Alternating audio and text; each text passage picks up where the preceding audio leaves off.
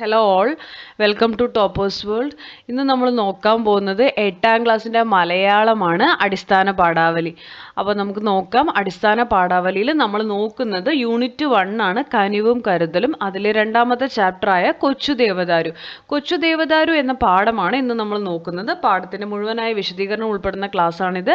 2 ക്ലാസ്സുകളായിട്ടാണ് നമ്മൾ കൊച്ചു ദേവദാരു എന്ന പാഠം കംപ്ലീറ്റ് ആക്കുന്നത്. ഇത് ഫസ്റ്റ് ക്ലാസ്സാണ്. 2ാമത്തെ ക്ലാസ്സിൽ നമ്മളിതിൻ്റെ ആക്ടിവിറ്റീസ്, പ്രവർത്തനങ്ങൾ എല്ലാം ഉൾപ്പെടുത്തിയിട്ടുണ്ട്.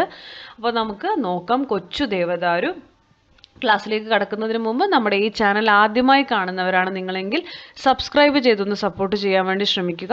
അടിസ്ഥാന പാഠാവലി മാത്രമല്ല, കേരള പാഠാവലി, ഇംഗ്ലീഷ്, ഹിന്ദി തുടങ്ങിയ നിങ്ങളുടെ എല്ലാ സബ്ജക്ട്സിൻ്റെയും നിങ്ങൾക്ക് ഉപകാരപ്പെടുന്ന വീഡിയോസ്, സ്റ്റഡി നോട്ട്സ്, മോഡൽ ചോദ്യപേപ്പർ ഉത്തരങ്ങളെല്ലാം നമ്മുടെ ചാനലിൽ നിങ്ങൾക്ക് ലഭ്യമായിരിക്കും. അപ്പോൾ എല്ലാവരും സബ്സ്ക്രൈബ് ചെയ്ത് കാണാൻ വേണ്ടി ഒന്ന് ശ്രമിക്കുക. നിങ്ങൾക്ക് എന്തെങ്കിലും സംശയമുണ്ടെങ്കിൽ അല്ലെങ്കിൽ നമ്മുടെ ഈ ക്ലാസ്സിനെ കുറിച്ച് എന്തെങ്കിലും ഡൗട്ട്സ് ഉണ്ടെങ്കിൽ നിങ്ങൾക്ക് കമൻറ്റ് ചെയ്യാം. എല്ലാ കമൻസിനും ഞങ്ങൾ റിപ്ലൈ തരുന്നതായിരിക്കും. അപ്പം നമുക്ക് നോക്കാം കൊച്ചു ദേവദാരു. കനിവിനുറങ്ങാം ഭൂമിക്ക് കാവലായി നാം എന്നും ഉണ്ടാവണം. വെട്ടുവാൻ ഓങ്ങിടും കൈകളോടരുതെന്ന് ചൊല്ലുവാൻ ശീലിക്കണം. കൊച്ചു ദേവദാരു. വനപാലകന്റെ വീടിന് മുമ്പിലുള്ള തുറന്ന പ്രദേശത്ത് ദേവദാരു വൃക്ഷത്തിന്റെ ഒരു കൊച്ചു തൈ വളർന്നിരുന്നു. അപ്പൊ ദേവദാരു എന്ന് പറയുന്നത് ഒരു വൃക്ഷമാണ്, ഒരു മരമാണ്. ഓക്കെ, അടുത്തുള്ള കാട്ടിലെ വൻ പൈൻ മരങ്ങളും ദേവദാരു വൃക്ഷങ്ങളും അതിനെ വാത്സല്യത്തോടെ നോക്കിയിരുന്നു. ഈ കൊച്ചു ദേവദാരുവിന് അത്ര അഴകുണ്ടായിരുന്നു. അപ്പോൾ ബാക്കിയുള്ള മരങ്ങളും വലിയ ദേവദാരു മരവും ഒക്കെ ഇതിനെ വളരെ വാത്സല്യത്തോടെ നോക്കി. കാരണം അത്രയും അഴകുണ്ടായിരുന്നു ഈ കൊച്ചു ദേവദാരുവിനെ കാണാൻ. അതിൻ്റെ പ്രായത്തിലുള്ള മറ്റു വൃക്ഷത്തൈകളെ പോലെ അതും വളർന്നു. വേനലിലെ മഴയിൽ കുളിച്ചും ഹേമന്തത്തിലെ മഞ്ഞുകൊണ്ട് പുതച്ചും. അപ്പോൾ പല കാലാവസ്ഥകളാണ് അല്ലേ, വേനലിലെ മഴയും ഹേമന്തത്തിലെ മഞ്ഞും ഒക്കെ കൊണ്ടത് വളർന്നു. വസന്തത്തിലെ ഊഷ്മളമായ സൂര്യ വെളിച്ചത്തിൽ അത് വെയിൽ കാഞ്ഞിരുന്നു. കൊടുങ്കാറ്റും ഇടിമിന്നലും വരുമ്പോൾ അത് വിറയ്ക്കുകയും ചെയ്തിരുന്നു. അതിനു ചുറ്റും കാട്ടിലെ ജീവിതം അവിരാമം തുടർന്നുകൊണ്ടേയിരുന്നു. എലികൾ അതിൻ്റെ ചുവട്ടിൽ അങ്ങോട്ടും ഇങ്ങോട്ടും ഓടിക്കളിച്ചു. പലതരത്തിലുള്ള ഷഡ്പദങ്ങൾ അതിൻ്റെ അരികിൽ ജീവിച്ചു വന്നു. അപ്പോൾ കുറേ എല്ലാ കാലാവസ്ഥയും അതിജീവിച്ച് ഇടിമിന്നലും വരുമ്പോൾ പേടിച്ചിട്ടും എല്ലാം ഇത് പോയിക്കൊണ്ടേയിരിക്കുകയാണ് ജീവിതം. അതിൻ്റെ ഒരു ജീവിതം ഇങ്ങനെ മുന്നോട്ട് പോയിക്കൊണ്ടേയിരിക്കുകയാണ്. അതിൻ്റെ മരത്തിൻ്റെ താഴെ എലികൾ ഓടിക്കളിച്ചു.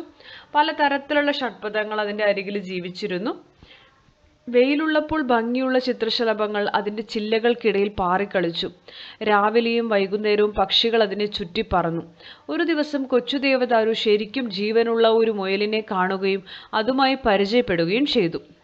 അപ്പോൾ ചിത്രശലഭങ്ങൾ അതിൻ്റെ ചില്ലകളിലൊക്കെ വന്നിരിക്കും, പാറിക്കളിക്കും, പക്ഷികൾ വരും, എല്ലാം.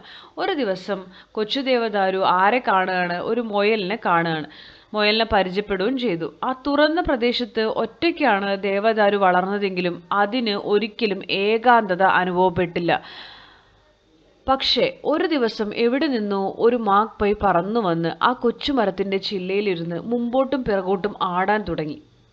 അപ്പോൾ എന്നോ ഒരു ദിവസം ആ മാക്പൈ പറന്നു വന്നിട്ട് മുന്നോട്ടും ആടാൻ തുടങ്ങി. കൊച്ചു ദേവദാരു വിനയത്തോടെ മാക്പൈയോട് പറഞ്ഞു, ദയവായി എൻ്റെ ചില്ലകളിൽ ഇരുന്ന് ആടരുത്, അത് ഒടിഞ്ഞു പോകും. മാക്പൈ മര്യാദയില്ലാതെ മറുപടി പറഞ്ഞു, അല്ലെങ്കിലും ഈ ചില്ലകൾ കൊണ്ട് നിനക്ക് എന്തു പ്രയോജനം? എന്തായാലും പുതുവർഷം വരുമ്പോൾ ആരെങ്കിലും നിന്റെ തലപ്പ് മുഴുവൻ വെട്ടിക്കൊണ്ടു പോവും, തീർച്ച. അപ്പോൾ മാക്പൈ എന്താ പറയണത്? നിനക്കിത് കൊണ്ട് എന്ത് പ്രയോജനം? പുതുവർഷം വരുമ്പോൾ നിന്റെ ചില്ലകൾ ആരെങ്കിലും വെട്ടിക്കൊണ്ടു പോകും.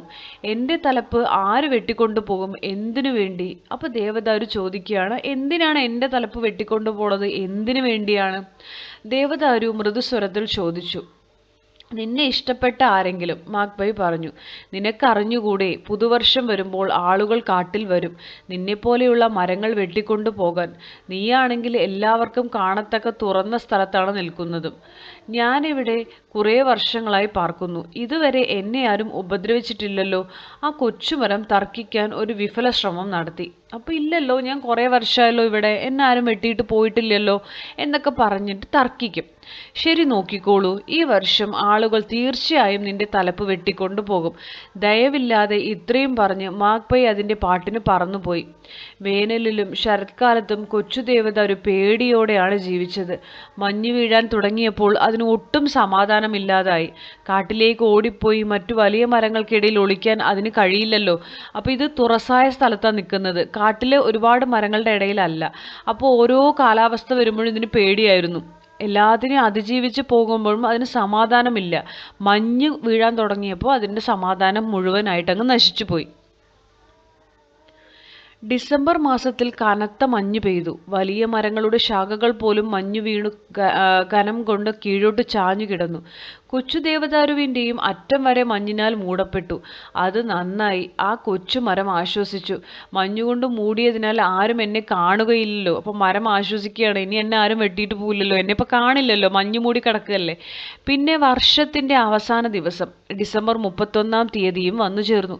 ഇന്നത്തെ ദിവസം കൂടി എങ്ങനെയെങ്കിലും കഴിഞ്ഞു കിട്ടിയാൽ മതി, എങ്കിൽ ഞാൻ രക്ഷപ്പെട്ടു. കാരണം പുതുവർഷം ജാനുവരി 1-ന് വെട്ടുമെന്നാണല്ലോ പറഞ്ഞിരിക്കുന്നത് അല്ലേ. അപ്പോൾ ഡിസംബർ 31 കഴിഞ്ഞ് ഇതൊന്ന് കഴിഞ്ഞ് കിട്ടിക്കഴിഞ്ഞാൽ എന്താണ്, ആരും എന്നെ വെട്ടില്ല, ഡിസംബർ 31-ന് വൈകുന്നേരം എല്ലാവരും വെട്ടും എന്നൊക്കെയാണ് കരുതി വെച്ചിരിക്കുന്നത്. അപ്പോൾ ഇന്നിവിടെ ഒന്ന് കഴിഞ്ഞു കിട്ടിയാൽ മതി എന്ന് കരുതുകയാണ്. ദേവദാരു ഈ വിധം ചിന്തിച്ചിരിക്കുമ്പോൾ ഒരു മനുഷ്യൻ അതിൻ്റെ അടുത്തേക്ക് വന്നു. അയാൾ നേരെ അതിൻ്റെ അടുത്തു ചെന്ന് അതിൻ്റെ മുകൾ ഭാഗം പിടിച്ച് ശക്തിയായി കുലുക്കി. മഞ്ഞുപാളികൾ അതിൻ്റെ ചില്ലകളിൽ നിന്ന് താഴെ വീണു. ദേവദാരു അതിൻ്റെ പച്ചച്ച ചില്ലകളെല്ലാം വിടർത്തി ഒരു കൊച്ചു സുന്ദരിയെപ്പോലെ നിലകൊണ്ടു. നിന്നെ ഞാൻ തിരഞ്ഞെടുത്തു, നന്നായി എന്ന് പറഞ്ഞ് ആ മനുഷ്യൻ തൃപ്തിയോടെ ചിരിച്ചു. ഇത് കേട്ട് കൊച്ചു ദേവദാരുവിന് ബോധം നഷ്ടപ്പെട്ടത് അയാൾ ശ്രദ്ധിച്ചില്ല. അപ്പോൾ വെട്ടാൻ പോവുകയാണെന്നുള്ളൊരു രീതിയിൽ അയാൾ സംസാരിച്ചു. ദേവദാരുവിന് ബോധം പോയി. ബോധം തെളിഞ്ഞപ്പോൾ എന്താണ് സംഭവിച്ചത് എന്ന് ആ കൊച്ചു മരത്തിന് മനസ്സിലായില്ല. എന്താശ്ചര്യം, അത് അപ്പോഴും അവിടെ ജീവനോടെ നിന്നിരുന്നു. അതിൻ്റെ ചില്ലകളിൽ പല നിറത്തിലുള്ള രസക്കുടുക്കുകൾ അനവധി തൂക്കിയിരിക്കുന്നു. അപ്പോൾ തന്നെ വെട്ടുമെന്ന് കരുതിയപ്പോൾ വെട്ടിയില്ല, പകരം എന്താണ്, അതിൽ കുറേ ഇതുപോലത്തെ ഓരോ ഡെക്കറേറ്റ് ചെയ്യുന്ന ഐറ്റംസ് ഇങ്ങനെ തൂക്കി വെച്ചിട്ടുണ്ടായിരുന്നു. അറ്റം വരെ ചില്ലകളിലെല്ലാം വെള്ളി നിറത്തിലുള്ള നൂലുകൾ ചുറ്റിയിരുന്നു. അതിൻ്റെ അറ്റം സ്വർണ്ണ നിറത്തിലുള്ള ഒരു വലിയ നക്ഷത്രം കൊണ്ട് അലങ്കരിച്ചിരുന്നു. അടുത്ത ദിവസം പുതുവർഷം ആരംഭിക്കുന്ന രാവിലെ 2 കുട്ടികൾ, ഒരു സഹോദരനും സഹോദരിയും, വനപാലകന്റെ വീട്ടിൽ നിന്ന് പുറത്തു വന്നു. അവർ മഞ്ഞിൽ തെന്നി നടക്കുന്നതിനുള്ള സ്കീ എന്ന ചെരുപ്പ് കാലിൽ ധരിച്ച് ദേവദാരുവിൻ്റെ അടുത്തേക്ക് ഓടി വന്നു. വനപാലകനും അവരെ അനുഗമിച്ചു. അയാൾ അവരുടെ അടുത്തെത്തിയപ്പോൾ ആ ആൺകുട്ടി പറഞ്ഞു, പപ്പ, ഈ കൊച്ചു ദേവദാരു മരത്തെ മുറിക്കാതെ നമ്മൾ അതിനെ പുതുവർഷ മരമായി അലങ്കരിച്ചത് എത്ര നന്നായി. അപ്പോൾ ആ കുട്ടി പറയുകയാണ്, നമ്മൾ ഈ ദേവദാരുവിനെ മുറിക്കാതെ അതിന് പുതുവർഷ മരമായി അലങ്കരിച്ചത് നന്നായി, നല്ല ആശയം തന്നെ ഇത്. എത്ര മനോഹരമായ കൊച്ചു മരമാണിത്. എല്ലാ പുതുവർഷവും നമ്മൾക്ക് ഈ മരത്തിനെ അലങ്കരിക്കാം. ഇത് സംഭവിച്ചത് ഒരുപാട് വർഷങ്ങൾക്ക് മുമ്പാണ്. ദയാശീലനും മരങ്ങളെ അത്യധികം സ്നേഹിച്ചിരുന്നവനുമായ ആ വനപാലകൻ മരിച്ച് എത്രയോ വർഷങ്ങളായി. അയാളുടെ മക്കൾ വലുതായി പട്ടണത്തിലേക്ക് താമസം മാറ്റിയിരുന്നു. പക്ഷേ പുതിയ വനപാലകന്റെ വീട്ടിൻ്റെ മുമ്പിലുള്ള തുറന്ന പ്രദേശത്ത് പൊക്കം കൂടിയ മെലിഞ്ഞു സുന്ദരിയായ ദേവദാരു മരം നിന്നിരുന്നു.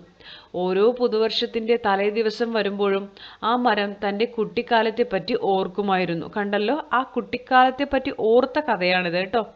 അപ്പോൾ ശിശിരത്തിൻ്റെ ഓക്കുമരം എന്ന റഷ്യൻ കഥകളിൽ നിന്നെടുത്തതാണ്. വിവർത്തനം ചെയ്തത് സി തങ്കം, സിർഗയ് മിഹൽക്കോഫിൻ്റെയാണ് കഥകൾ. ഓക്കെ, അപ്പോൾ ഇതാണ് നമ്മുടെ കൊച്ചു ദേവദാരുവിൻ്റെ കഥ. അടുത്ത ക്ലാസ്സിൽ, പാർട്ട് 2 ക്ലാസ്സിൽ നമ്മളിതിൻ്റെ ചോദ്യോത്തരങ്ങൾ അതുപോലെ പ്രവർത്തനങ്ങൾ എല്ലാം ടെക്സ്റ്റ് ബുക്കിൽ ഈ ചാപ്റ്ററിൻ്റെ ബാക്കിലുള്ളത് എല്ലാം ഉൾപ്പെടുത്തിയിട്ടുണ്ട്. അപ്പോൾ ക്ലാസ്സുകൾ ഇഷ്ടപ്പെടുന്നുണ്ടെങ്കിൽ ലൈക്ക് ചെയ്യുക, ഷെയർ ചെയ്യുക, സബ്സ്ക്രൈബ് ചെയ്യുക, നിങ്ങളുടെ കമൻറ്റുകൾ അറിയിക്കുക, തുടർന്നും വാച്ച് ചെയ്യുക. Thank you for watching.